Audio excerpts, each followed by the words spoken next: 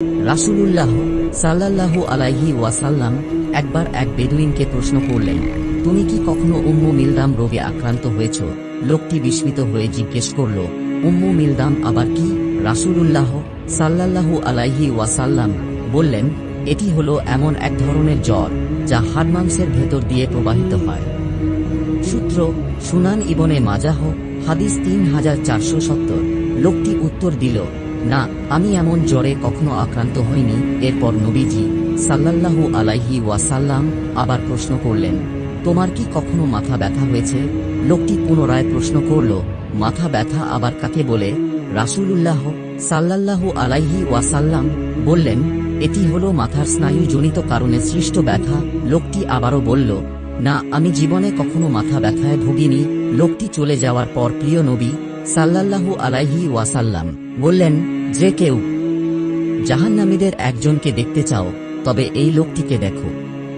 সূত্র মুসনাদে আহমদ, হাদিস 23959।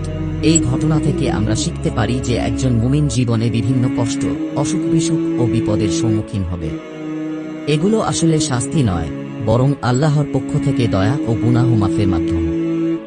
রাসূলুল্লাহ সাল্লাল্লাহু আলাইহি ওয়াসাল্লাম বলেছেন, মুমিন বান্দার উপর আল্লাহ তাআলার পক্ষ থেকে বিপদাপদ আসতেই থাকে, কখনো নিজের শরীরের মাধ্যমে, কখনো সন্তান সন্ততি বা সম্পদের মাধ্যমে।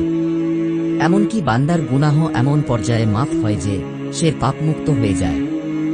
সূত্র সুনান আত-তিরমিজি, হাদিস 2399। অতএব যে লোক জীবনে কখনোই অসুস্থ হল না, কখনো কোনো বিপদে পড়ল না, তার জন্য ভয় আছে যে হয়তো আল্লাহ তার সব প্রতিদান দুনিয়াতেই দিয়ে দিয়েছেন, পরকালে তার জন্য কিছুই অবশিষ্ট থাকবে না। বাস্তব জীবনের শিক্ষা, একজন ভাই অসুস্থ হলে আমি তাকে জিজ্ঞেস করলাম, কেমন আছো? তিনি বললেন, আলহামদুলিল্লাহ, ভালো আছি, তবে সামান্য সর্দি কাশি আছে। আরেকজন ভাই উত্তর দিলেন, ভালো আছি। তখন আমি বললাম, সর্দি আছে বললে কিভাবে ভালো থাকো? উত্তরে তিনি হাসিমুখে বললেন, এই সর্দি কাশি তো আমার গুনাহ মাফের কারণ। আল্লাহ আমার কষ্টের বিনিময়ে গুনাহ মাফ করছেন, তাই আমি ভালো আছি। এই মানসিকতাই একজন মুমিনের প্রকৃত মানসিকতা। প্রিয় দর্শক, কোরআনের শিক্ষা হল, আল্লাহ তাআলা কোরআনে বলেন, নিশ্চয়ই আমি তোমাদেরকে ভয়, ক্ষুধা, জানমাল ও ফলের ক্ষতি দ্বারা পরীক্ষা করব, আর ধৈর্যশীলদের সুসংবাদ দাও। সূরা আল বাকারা 155। এখানে আল্লাহ স্পষ্ট জানিয়ে দিয়েছেন যে দুনিয়ার জীবনে কষ্ট আসবেই, কিন্তু যে ধৈর্য ধরবে তার জন্য আছে সুসংবাদ। এখানে আল্লাহ স্পষ্ট জানিয়ে দিয়েছেন যে দুনিয়ার জীবনে কষ্ট আসবেই, কিন্তু যে ধৈর্য ধরবে তার জন্য আছে সুসংবাদ। আরেকটি হাদিসে এসেছে, মুমিনের অবস্থা বড়ই আশ্চর্যজনক, তার প্রতিটি অবস্থাই তার জন্য কল্যাণকর। এটা শুধু মুমিনের জন্যই বিশেষ। সুখ এলে সে শুকরিয়া আদায় করে, এটা তার জন্য কল্যাণ। আর দুঃখ এলে সে ধৈর্য ধারণ করে, এটাও তার জন্য কল্যাণ। সূত্র সহিহ মুসলিম, হাদিস 2999। অসুখ বিসুখকে আমরা সাধারণত শাস্তি মনে করি, অথচ এগুলো গুনাহ মাফের সিঁড়ি। রাসূল সাল্লাল্লাহু আলাইহি ওয়াসাল্লাম বলেছেন, মুমিন বান্দার দেহে যে কাঁটা বিঁধে, এমনকি তার কষ্টের প্রতিটি অংশই আল্লাহ গুনাহ মোচনের কারণ বানিয়ে দেন। বুখারী, মুসলিম। আমাদের জীবনে যখন বিপদ আসে তখন আমরা অনেক সময় অভিযোগ করি, হতাশ হই, অথচ আল্লাহ এভাবেই আমাদেরকে গড়ে তোলেন। যেমন স্বর্ণকে আগুনে পুড়িয়ে বিশুদ্ধ করা হয়, তেমনি মুমিনকেও বিপদ দিয়ে শুদ্ধ করা হয়।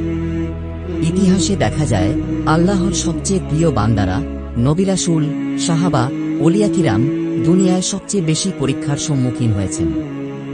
এক হাদিসে এসেছে, সবচেয়ে কঠিন পরীক্ষা আসে নবীদের ওপর, তারপর যাদের ঈমান মজবুত তাদের ওপর। সুনান আত-তিরমিজি, হাদিস 2398। তাই অসুখ বিসুখ, বিপদ আপদ আসলে মুমিনের ঈমানের পরীক্ষা ও মর্যাদা বৃদ্ধি করার মাধ্যম। প্রিয় দর্শক, আজকের এই আলোচনার মাধ্যমে আমরা একটি গুরুত্বপূর্ণ শিক্ষা পেলাম, মানুষের জীবন কষ্ট, পরীক্ষা ও বিপদের মধ্য দিয়েই অতিক্রম করে। আল্লাহ তাআলা যখন তার বান্দাকে ভালোবাসেন তখন তিনি তাকে নানা পরীক্ষার মুখোমুখি করেন। সামান্য সর্দিজ্বর থেকে শুরু করে বড় অসুস্থতা, এসব কিছুই একজন মুমিনের জন্য গুনাহ মোচনের উপায় হতে পারে। রাসূলুল্লাহ সাল্লাল্লাহু আলাইহি ওয়াসাল্লাম স্পষ্টভাবে বলেছেন, একজন মুমিন যখন কষ্ট ভোগ করে তখন তার প্রতিটি বেদনা ও যন্ত্রণার বিনিময়ে আল্লাহ তার গুনাহ ক্ষমা করে দেন। সহিহ বুখারী, সহিহ মুসলিম। আজ আমরা যে হাদিসটি আলোচনা করলাম সেটি আমাদের মনে করিয়ে দেয় যে দুনিয়ার এই কষ্ট আসলে অমূল্য রহমত। কারণ এগুলোর মাধ্যমে আল্লাহ আমাদেরকে পবিত্র করেন, জাহান্নামের শাস্তি থেকে মুক্তির সুযোগ দেন। অনেক সময় আমরা অভিযোগ করি, কেন আমার জীবনে এত সমস্যা আসে, অথচ প্রকৃত সত্য হল আল্লাহ যাদেরকে ভালোবাসেন তাদেরকেই বেশি পরীক্ষা করেন। কারণ পরীক্ষার মাধ্যমেই মানুষের ঈমান দৃঢ় হয়, ধৈর্য বৃদ্ধি পায়, আর আল্লাহর কাছে তার মর্যাদা উঁচু হয়। হাদিসে এসেছে, যখন আল্লাহ কোনো জাতিকে ভালোবাসেন তখন তিনি তাদেরকে পরীক্ষার সম্মুখীন করেন। সুনান তিরমিজি, হাদিস 2396। তাহলে আসুন আমরা কষ্টকে বোঝা না ভেবে একে আল্লাহর রহমত হিসেবে গ্রহণ করি। বিপদে পড়লে অভিযোগ নয়, বরং ধৈর্য ধারণ করি। মনে রাখি, প্রতিটি ব্যথার বিনিময়ে আল্লাহ আমাদের গুনাহ মাফ করছেন, প্রতিটি অশ্রুর বিনিময়ে আমাদের মর্যাদা বাড়িয়ে দিচ্ছেন। আর যদি আমরা সব সময় শুকরিয়া আদায় করতে পারি তাহলে আল্লাহ আমাদের জন্য দুনিয়া ও আখিরাতে সুখের দরজা খুলে দেবেন ইনশাআল্লাহ। প্রিয় দর্শক, ভিডিওটি যদি আপনাদের ভালো লাগে তবে লাইক দিন, আপনার প্রিয়জনদের মাঝে শেয়ার করুন, আর ইসলামের আলোকে আরও সুন্দর ও হৃদয় ছোঁয়া ভিডিও পেতে আমাদের চ্যানেলটি সাবস্ক্রাইব করুন। আপনাদের একটি শেয়ার কারো জীবন পরিবর্তনের কারণ হতে পারে। আল্লাহ আমাদের সবাইকে সুস্থতা, ধৈর্য ও ঈমানের ওপর অটল থাকার তৌফিক দিন। আমিন।